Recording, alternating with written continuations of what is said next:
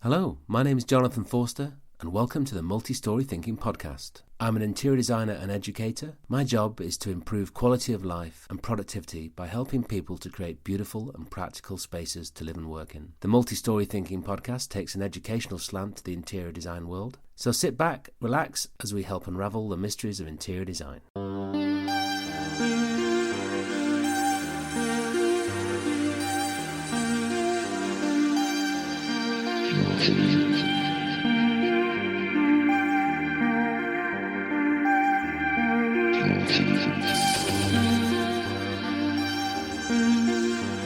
In this episode we meet ergonomist Kirsty Angerer. Kirsty studied Ergonomics and Human Factors at Loughborough University and has dedicated her career to helping her clients live pain-free and healthy lives. We discover her top 3 tips for improving your workspace, how exam disappointment led to a career sidestep, how she developed her brand, and how a few simple changes to your desk setup can remedy years of pain and discomfort.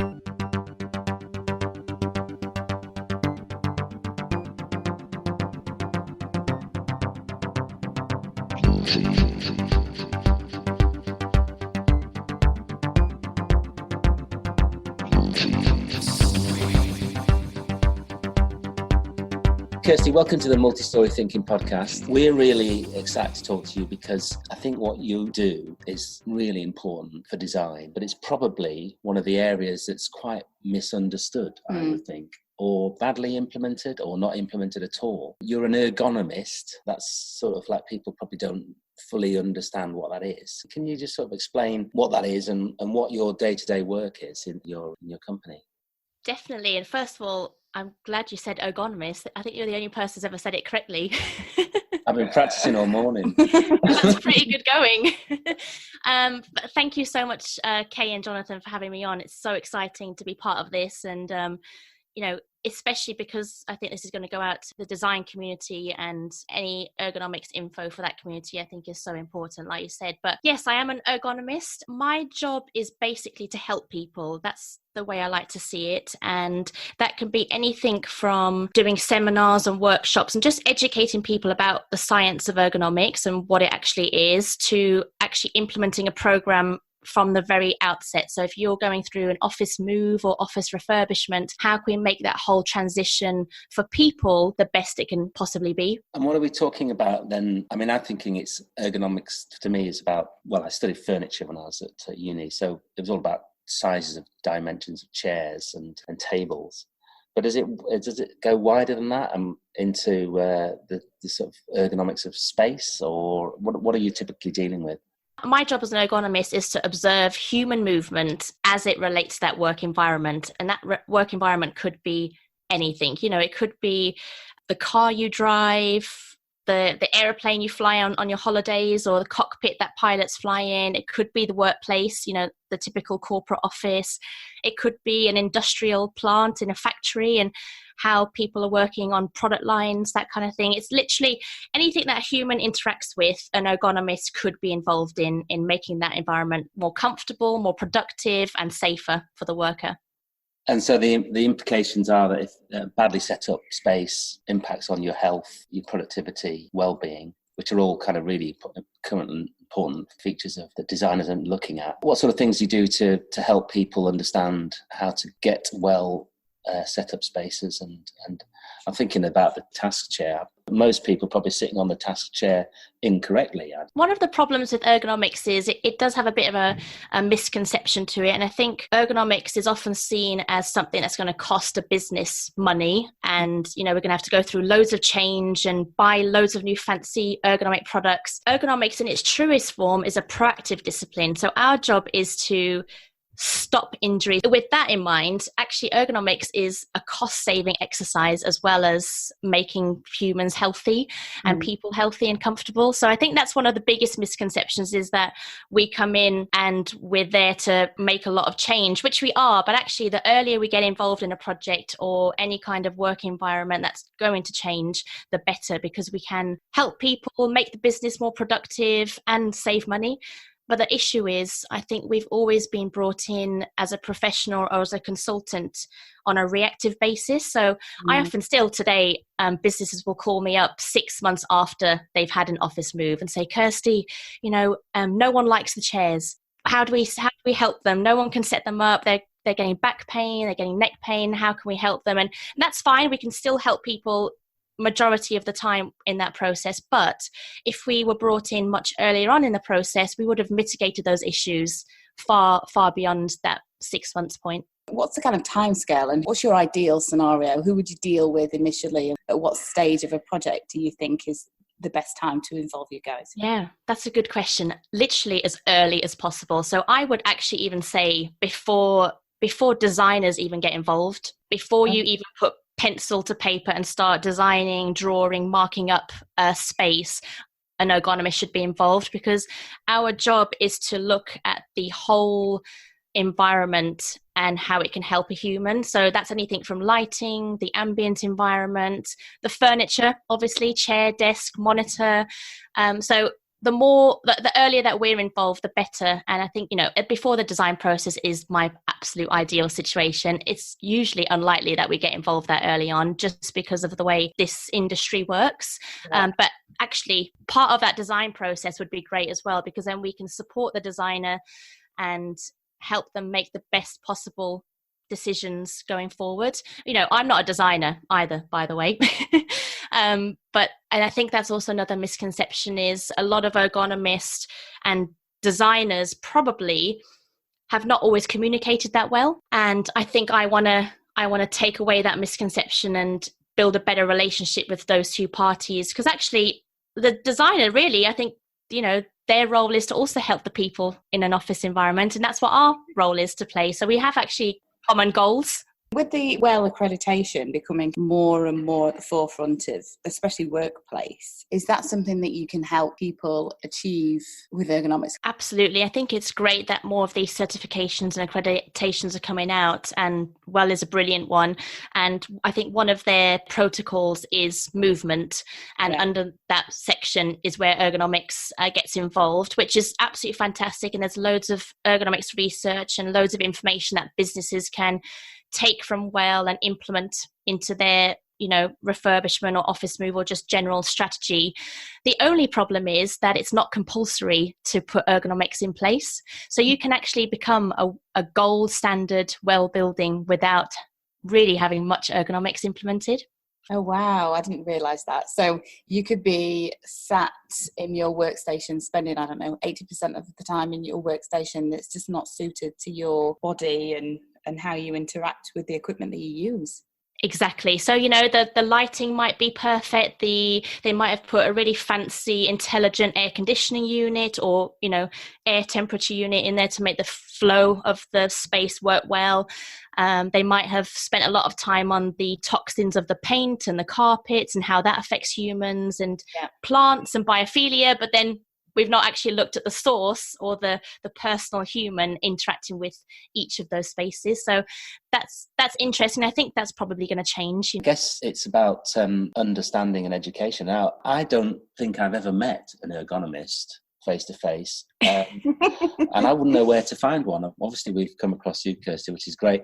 How do you get in front of your clients? That's one thing I'd like to know. Do you work independently now, or...?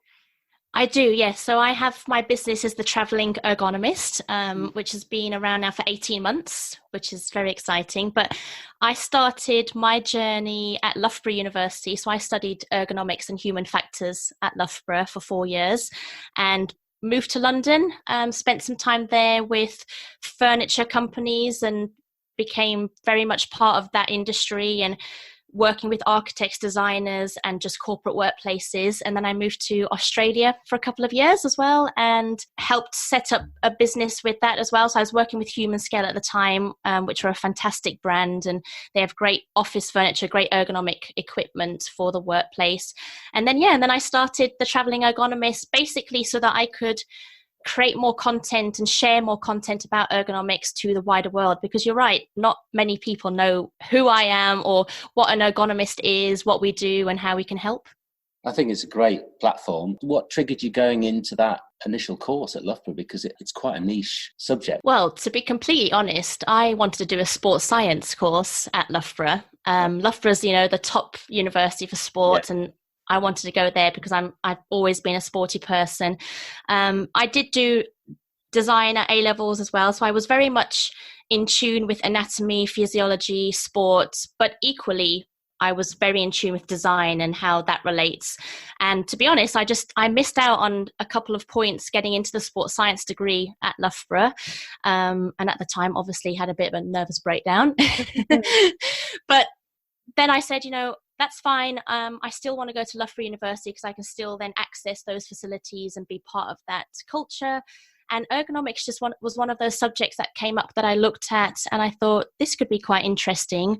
And I chose it, and as cheesy as it sounds, it was the best thing I ever did, because I genuinely get to help people every day, and I get to help hundreds and thousands of people in their environments and in their space work better, be better, and just live better lives. So it actually has captured everything that I loved as a child and a teenager in a subject. Who are the big companies that are showing a real interest in ergonomics and inevitably their staff and their workforce? Good question. It's the old adage, probably all the tech companies. They have employees that are working long hours. They are hiring the most intelligent people in the world from the best universities and just the best backgrounds.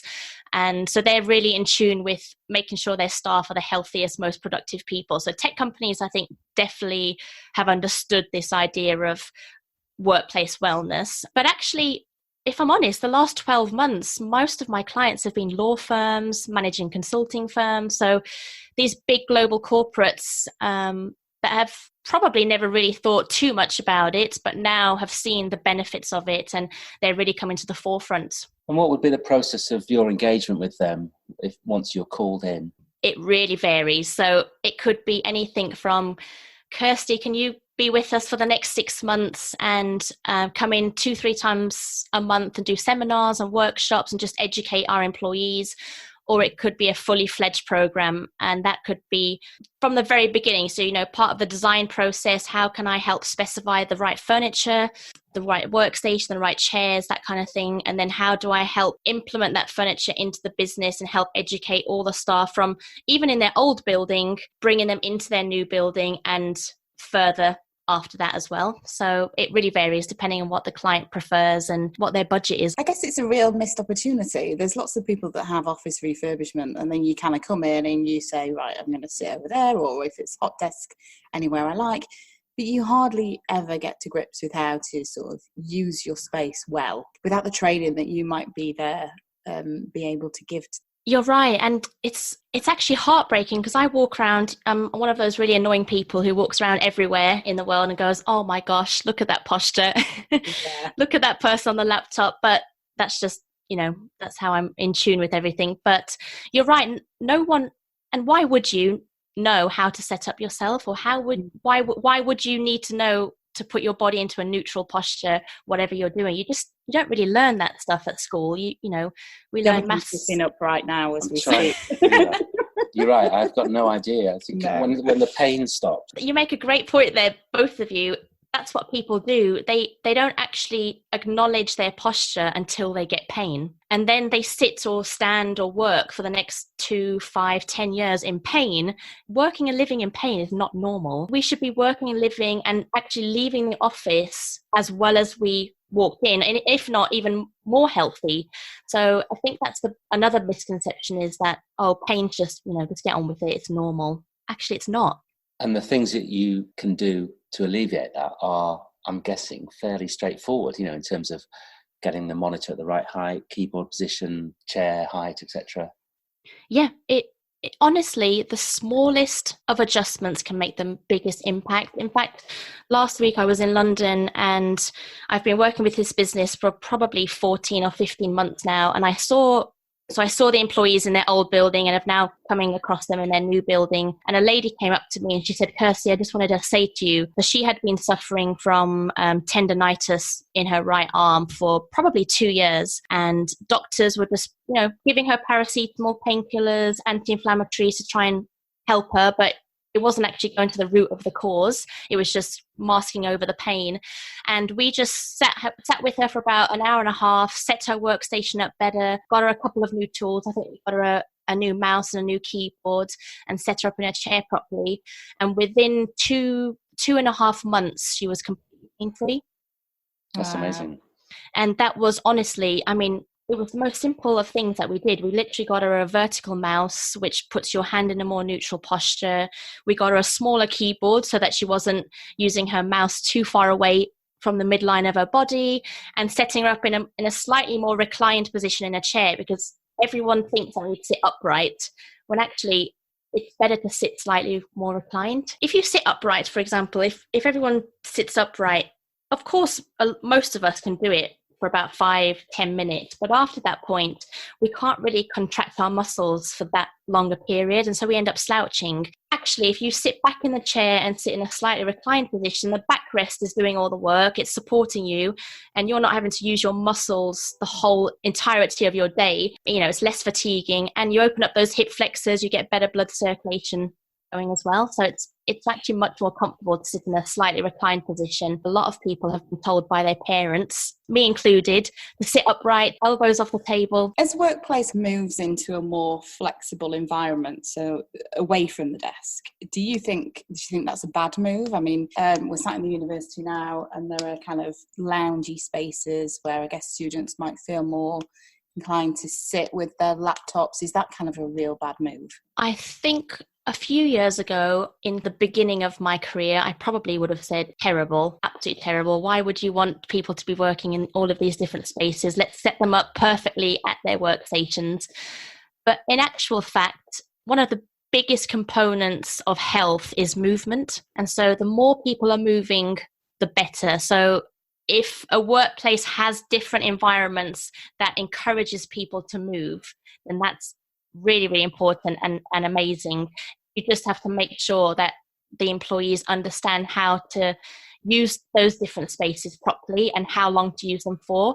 You can sit at your laptop really, for 15-20 minutes, and you're not going to cause yourself too much damage. It's when you do it for long periods of time in poor postures. So that's where the issue lies. Yeah, the agile workspace. We as designers love it, don't we? It's like gives us an opportunity to put nice, soft furniture.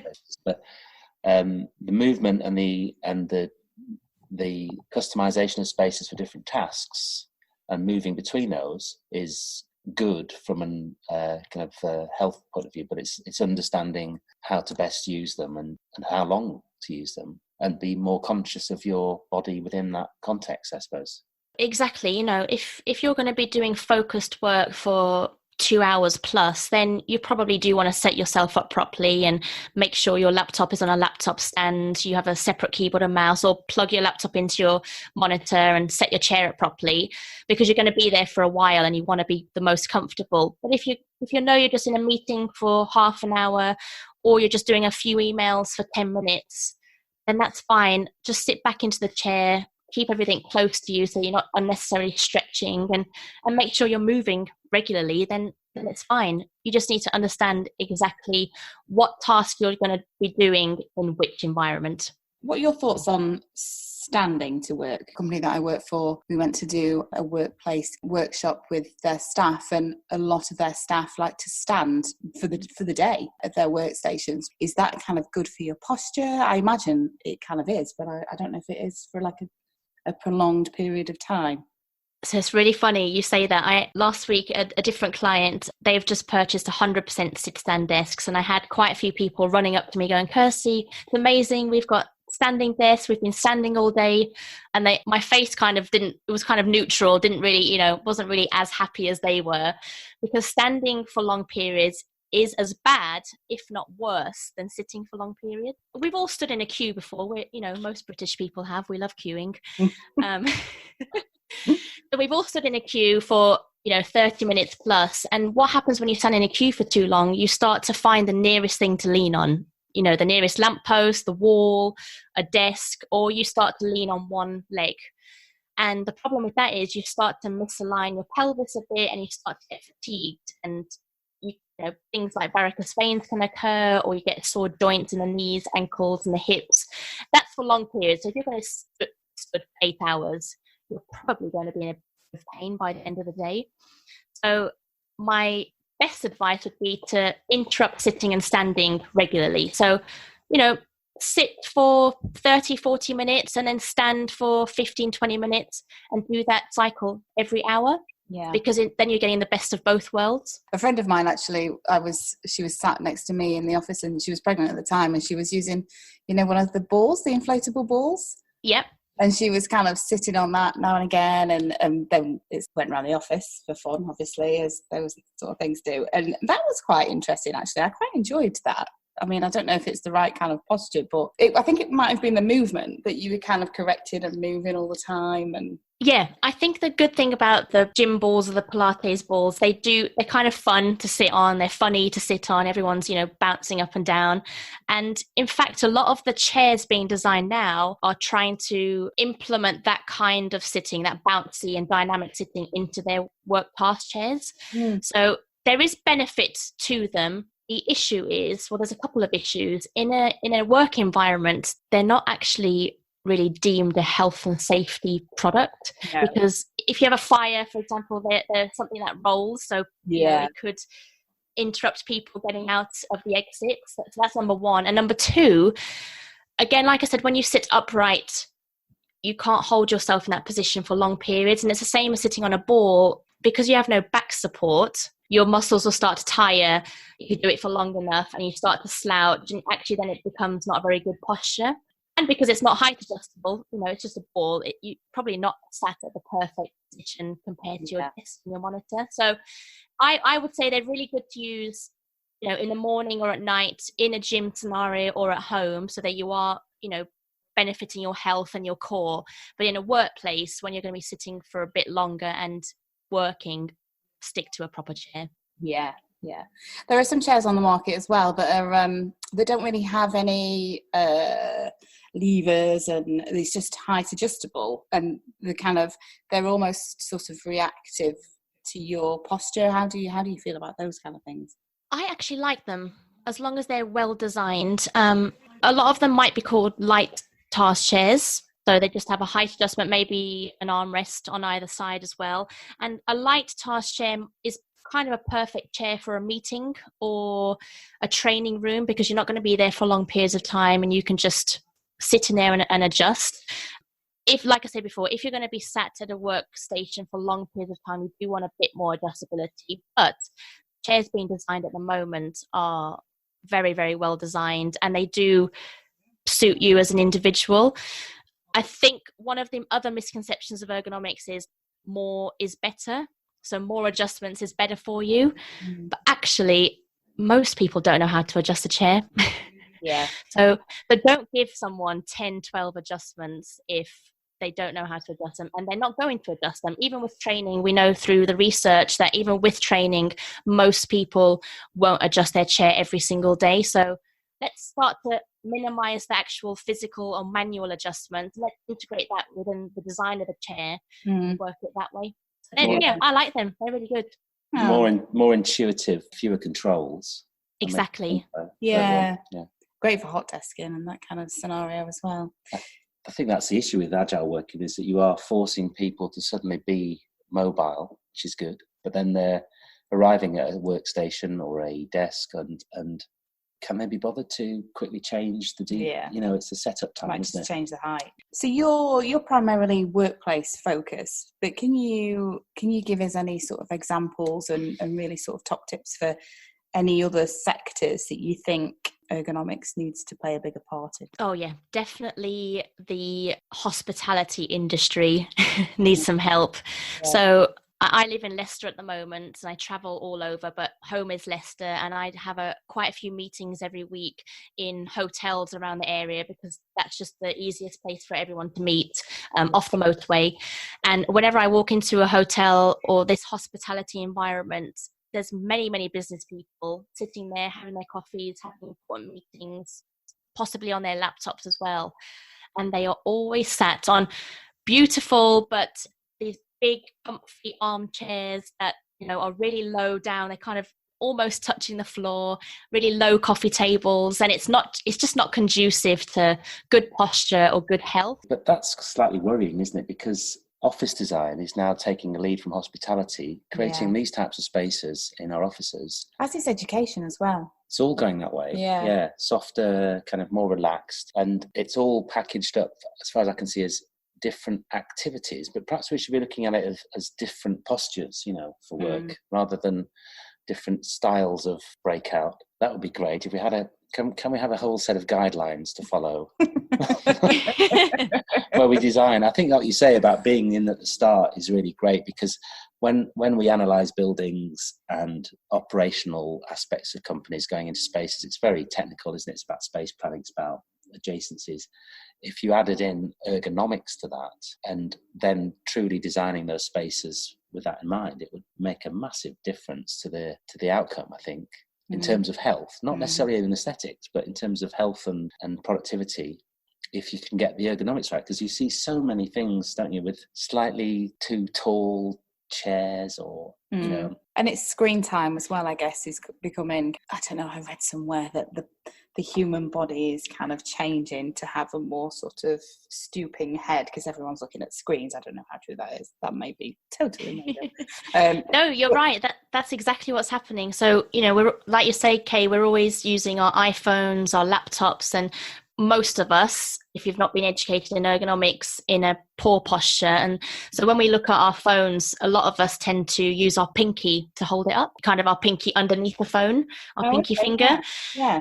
So if you do that and then take your phone out of your hand and keep your hand in the position you are holding your phone, your hand actually ends up being a bit of a claw posture, which is not great for you. And we do this for hours and hours on end. And then not only that, but we tend to use our phone or laptop at a very low position, and we tend to bring our posture towards the phone and our neck towards the phone. And that's probably one of the biggest musculoskeletal issues that I see in offices or with young people is neck pain, because they're looking at so many devices at this low level, and it's actually a growing problem. How do we stop that? Because screen time is a major thing, isn't it? Everybody's got their phone or their pad or their Kindle or some kind of device that they're always looking down at, and I think it's a growing problem. It is. I think as long as you're educated on how to set up those devices properly or how to hold those devices when you are using them, then that's definitely a step forward. And then creating environments that allow you to use those devices in a better way, in a better posture, and have the tools available. I'm interested in how you set up your business and the kind of development of the brand as well. I mean, in the way that the travelling ergonomist is, well, that sounds different.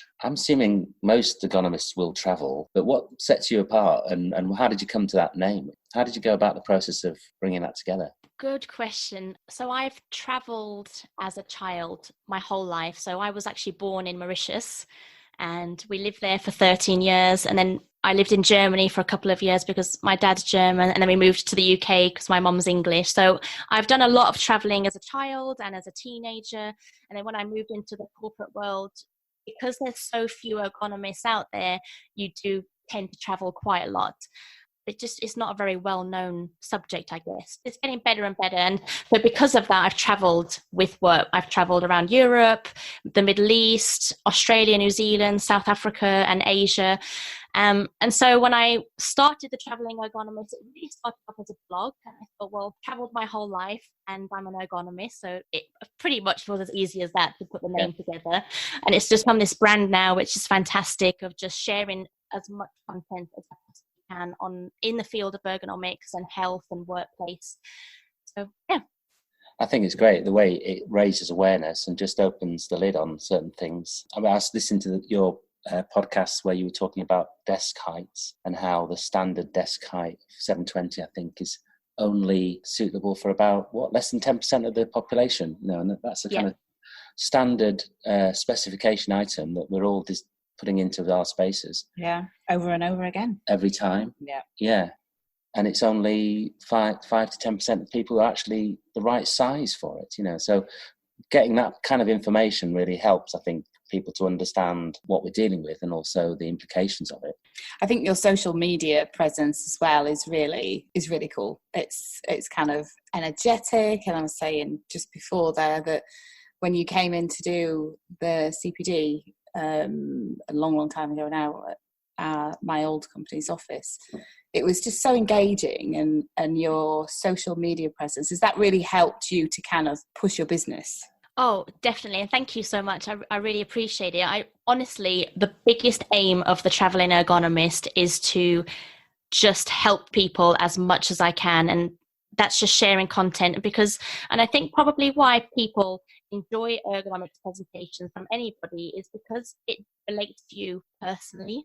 Yeah. It relates to your health personally. And if something's going to relate to you and if it's something that you can take away from you instantly, when you learn about ergonomics, you can literally, after that 1 hour seminar, start implementing things at home, when you drive your car, when you carry your rucksack, when you go and set up your laptop. It literally relates to every single thing that you do in your life day to day. So if that's the case, then hopefully it is quite interesting, because it can make you a more healthy, productive, more comfortable person. That in mind, that it's a kind of all-encompassing topic, how is it possible for you to switch off?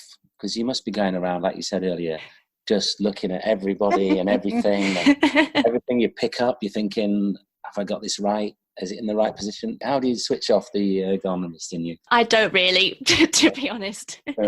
You have a sofa, a slouchy sofa. No. I have a recliner sofa, so it's like an electric button that you press and it reclines backwards. So that's pretty good.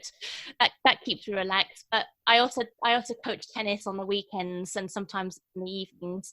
And even then, coaching tennis with kids, I try and educate them on, when you play tennis, for example, to hit the best shot, you have to be in the most balanced posture.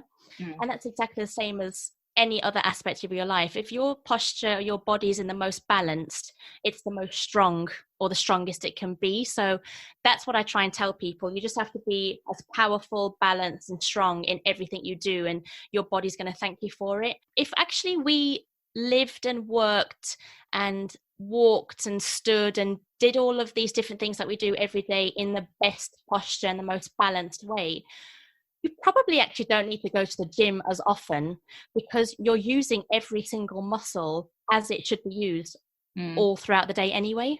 Or the doctor, probably. Yeah, exactly. Because, the problem is now we've become quite lazy with our posture in everything we do, whether we sleep, walk, stand, work, it's all in a pretty lazy posture. Whereas if we used our bodies the way they were designed, we would actually be probably quite a lot fitter and healthier. If you had to give 3 top tips to an interior designer, what would you recommend that they consider if it was a workplace refurbishment, for example? Oh, this is a good question. I've got about 50 things to say to you. I think one of the biggest things is, most workplaces now are being designed with such intelligence and such intelligent technology and furniture and space planning, which is absolutely incredible.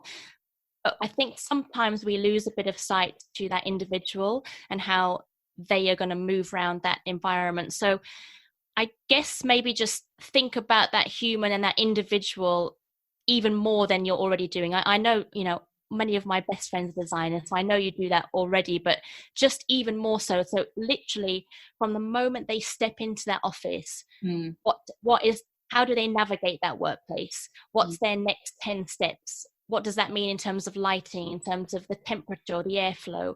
When they go and sit at the desk, where is the air conditioning unit? Is it directly above them, or is it in the hallway? How are they interacting with the chair and the desk? And is there enough of those focused work setups compared to collaborative setups as well? So that's one. Just, I guess, take more note of that specific individual, and maybe just you as a designer to think about, how would I navigate the workplace, and how would I walk through it, and what would I need from my space? Secondly, creating more spaces where I can use my laptop more appropriately. Yeah. There's lots of spaces out there, sofas, bean bags, which are actually great. It gives us a space to relax and get away from devices, which is good. But in reality, a lot of people still use those spaces with their laptop.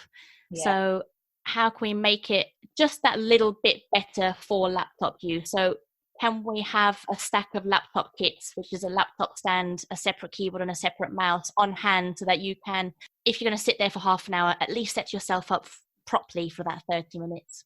What else? Just, create more movement around the office. The more movement, the better. And I think that's perfect. Where does one go to find out information on ergonomics? If you were going to, as a designer, you wanted to find out more about it, what would you be? Obviously, we'd call you. That would be our first step. Obviously, I was just about to say that. Come to the travelling ergonomist. When we're teaching our students here at Plymouth, we show them those diagrams of people sat at desks with the different percentile measurements, and there's various new metric handbook, I think, springs to mind about kind of classic source book. But is there a resource or?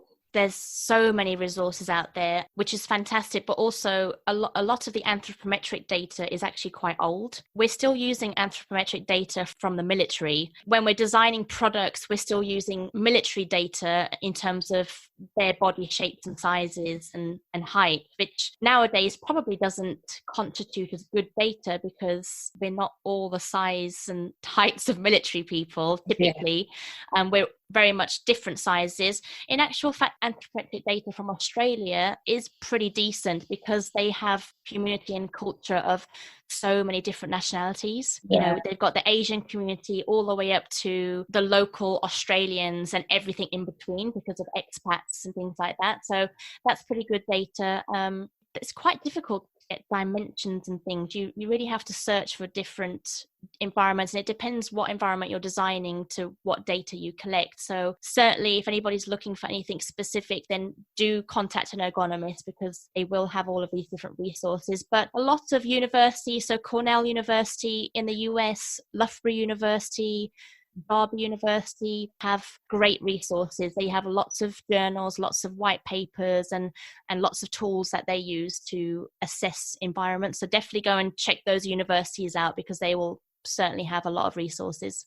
I think the encouraging thing is that your discipline has been kind of recognised as a really important factor in the dynamic of the workplace in relation to health and well-being. That's coming up on everyone's agenda, isn't it? And ergonomics is a key factor in that. So it's just trying to overcome the difficulties that we all have with trying to get clients to spend money or recognise that money invested is going to be recouped in better performance. So there are some challenges, but I think your podcast and your attitude is kind of breath of fresh air, which is really great to see. So thanks for sharing that with us.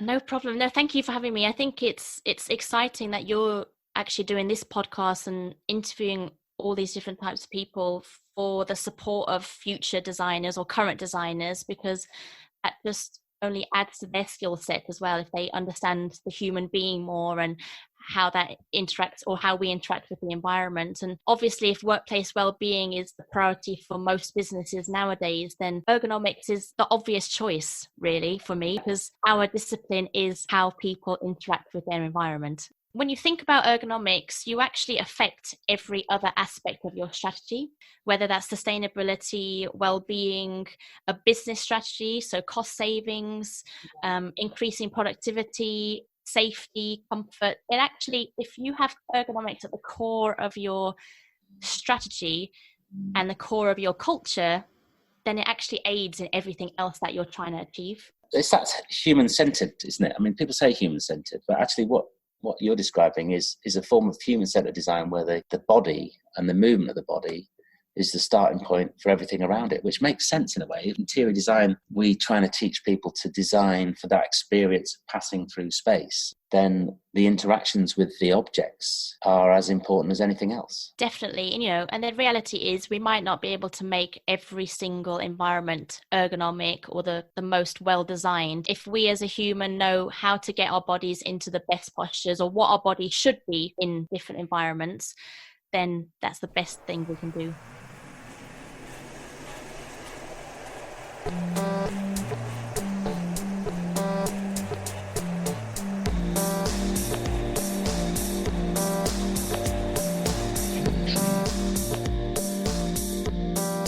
Thanks to Kirsty for taking the time to talk to us. The clear advice for interior designers here is to work with an ergonomist right through the whole of your project. In our workplace projects, we've been including ergonomic input at the inception, during the design development, and at the end when the client occupies the space. Ergonomic features can be built into the cost plan at an early stage and really must be considered as must-haves rather than extras. Once they are in, it's really important to train your staff to use spaces correctly. Closer analysis of the ergonomics relating to specific tasks can really give designers a better insight into the issues involved. This is something we've been teaching our interior design students at the University of Plymouth. Having spoken to Kirsty, we're going to be stepping this up with even more attention. If you want to know how we help students become kick-ass interior designers, follow the link in the notes. Hey, that's it for now. Thanks very much for listening. I'd like to thank Dave Clark from I Am The How for production support and invaluable advice in the setting up of this podcast. Mark Frith for composing the music and all your support and advice along the way. Kay Hanson for her planning support and co-hosting for these and our educational podcasts for the University of Plymouth. I'd really like to hear your feedback on the podcast. Leave a comment or get in touch. Thanks for listening. See you soon. Bye.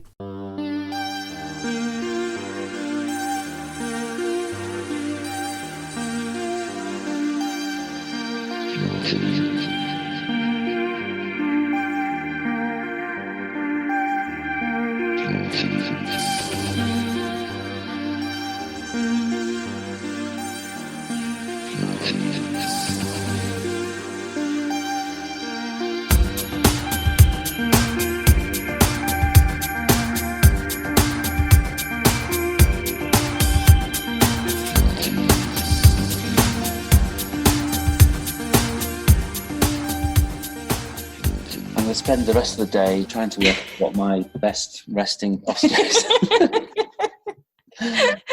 As long as this is my best piece of advice actually. So when you're sitting, you've got your hands in your lap, your shoulders are down and relaxed, your elbows are by your side. You're sat back in your chair. So as if you were sat on your sofa watching your favourite Netflix program.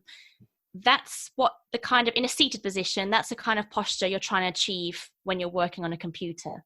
Right. So if anything forces you outside of that posture, then it's wrong.